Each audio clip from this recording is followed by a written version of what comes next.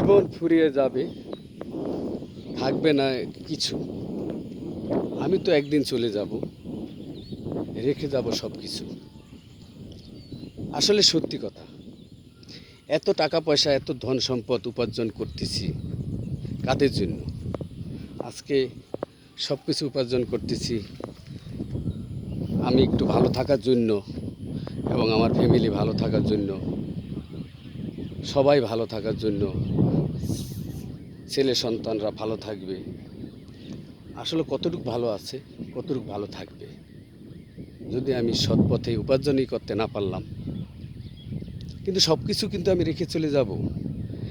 এখন অসৎ পথে কামাই করি আর সৎ পথেই কাজ করি, সব কিছু রেখে যাব।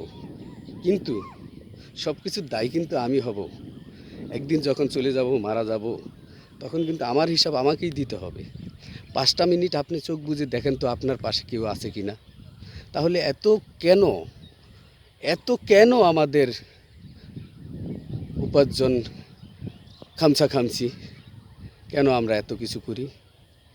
সব কিছু আসলে আল্লাহ পাক যতটুকু দেয় ততটুকুই যথেষ্ট। আমরা অসৎ পথে না কামাই এবং নিজে ভালো থাকি, অন্যকেও ভালো থাকতে দিই। সবাই ভালো থাকবেন।